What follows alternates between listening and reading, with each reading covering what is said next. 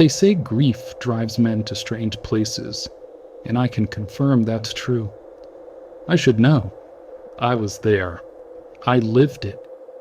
If you'll lend me your ear, I'll tell you about the night I learned just how far the past can reach. But be warned, this isn't the kind of story you'll shake off easily. This is a story about the Oasis Inn. We were miles away from anywhere that had a name, our old station wagon limping through a barren desert under a sky heavy with twilight. The wind kicked up sand that rattled against the car windows, and the gas gauge needle hovered dangerously close to empty. I gripped the steering wheel like a lifeline, glancing at my wife Maria in the passenger seat. She clutched the cross on her necklace, whispering prayers under her breath. Our son Diego sat in the back, wide-eyed and silent.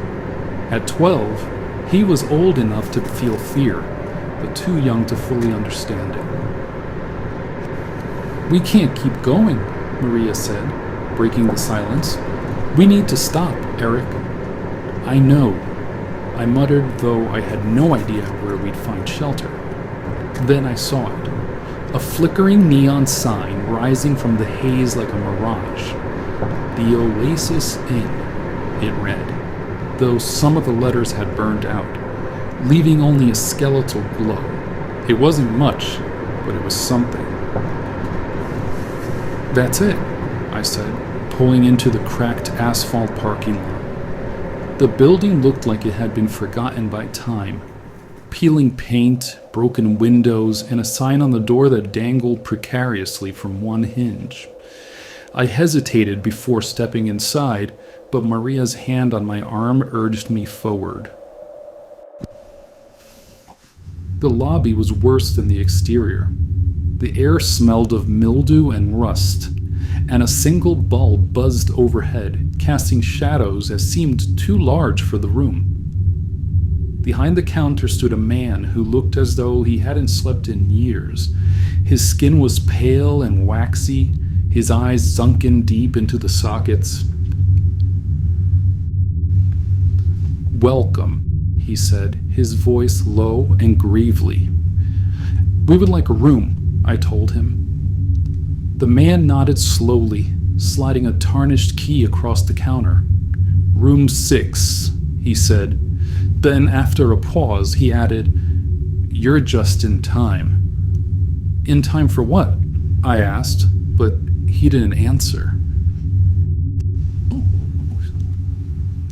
Room 6 was barely habitable. The bed sagged like a hammock, the wallpaper hung in strips, and the mirror above the sink was cracked into a spiderweb of fractures. "This place is awful," Diego whispered, sitting stiffly on the edge of the bed.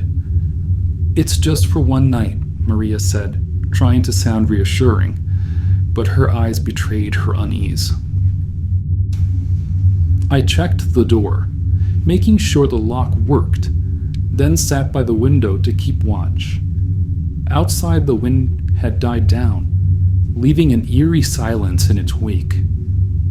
That's when I heard the knock. It was soft at first, barely audible. I stood and approached the door cautiously. "Who is it?"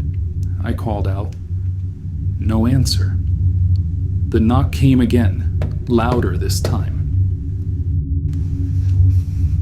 Maria grabbed Diego and pulled him close.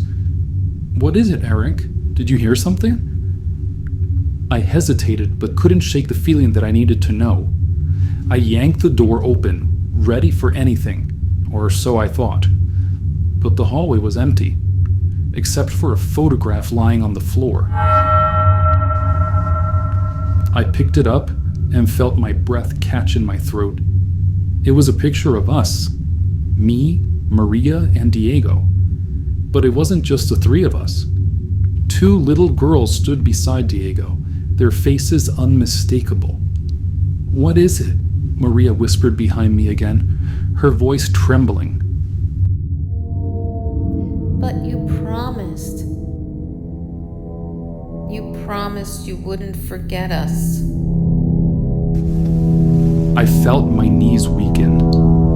They were our daughters, Anna and Sophia, lost to us years ago in a fire. What's wrong, Eric? Maria sobbed, sinking to the floor.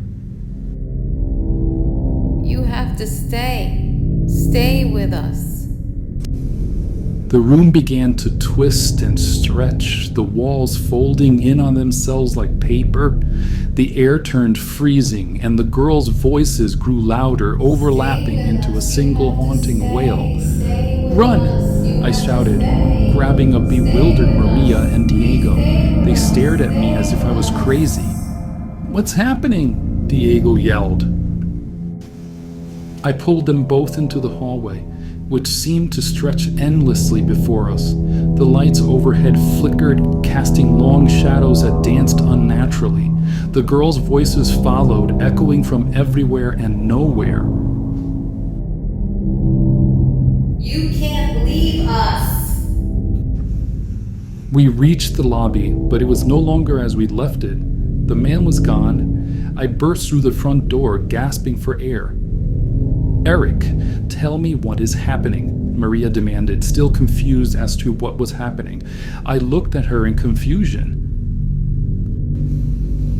The station wagon sat waiting, the engine roaring to life as soon as I turned the key. I didn't question it. I just drove. By dawn, the motel was nowhere to be seen, and the desert seemed less menacing in the light of day, but none of us spoke. Suddenly, Maria's voice broke the silence. "Can you tell me what happened back there?" she whispered. I told her about the photograph and our two daughters. "What photograph are you talking about?" Maria asked with concern. When I went into my jacket pocket to show her the photo, it wasn't there. Had it really happened? Was I losing my mind? I didn't reply. I just kept driving. The horizon stretching out before us. That's the story, unbelievable or not.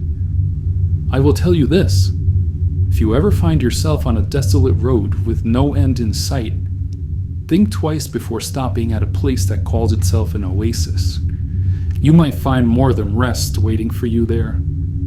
You might find the ghosts of the promises you left behind.